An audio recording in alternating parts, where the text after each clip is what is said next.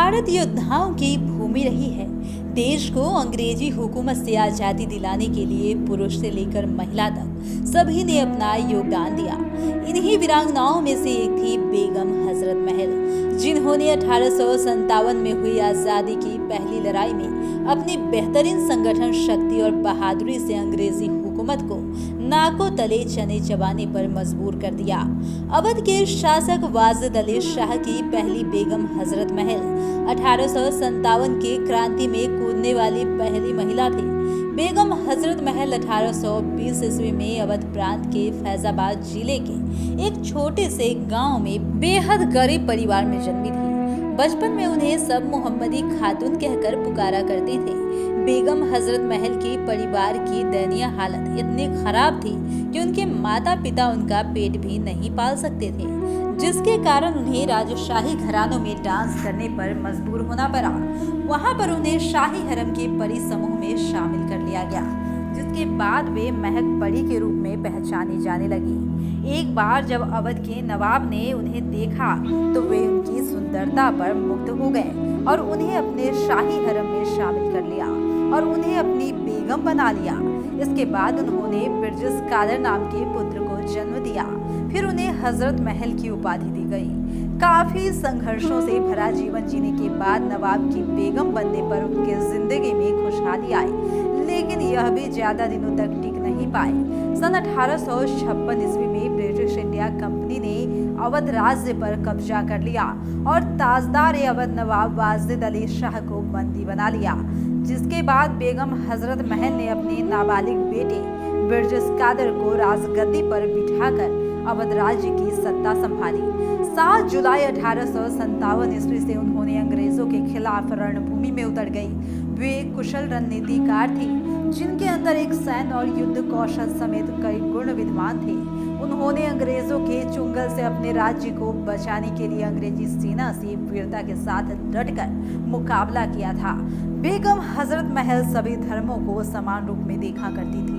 वे धर्म के आधार पर कभी भी भेदभाव नहीं करती थी। उन्होंने अपने सभी धर्मों के सिपाहियों को भी समान अधिकार दिए थे। इतिहासकारों का मानना है कि वे अपने सिपाहियों के हौसला बढ़ाने के लिए खुद ही युद्ध के मैदान में चली जाती थी। हजरत महल की सेना में महिला सैनिक दल भी शामिल था, जो उनके सुरक्षा कवच थी।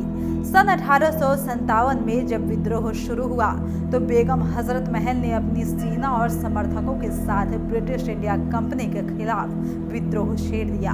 बेगम हजरत महल की कुशल नेतृत्व में उनकी सेना ने लखनऊ के पास चिन्हट दिलकुशा में हुई लड़ाई में अंग्रेजों के छक्के छुड़ा दिए थे।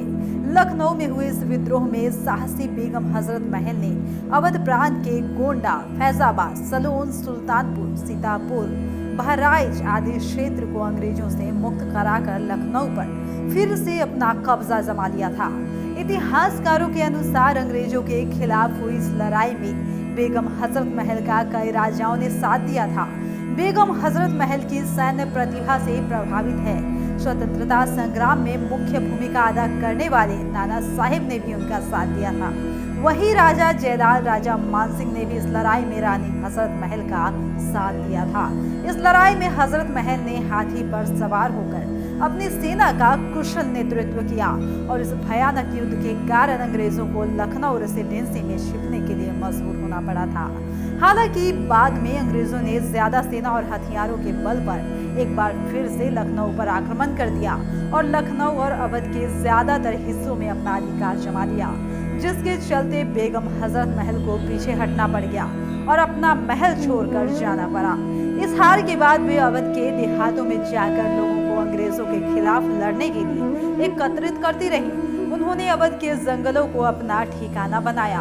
इस दौरान उन्होंने नाना साहेब और फैजाबाद के मौलवी के साथ मिलकर शाहजहांपुर में भी आक्रमण किया और गुरिल्ला युद्ध नीति से अंग्रेजों की नाक में दम कर दिया।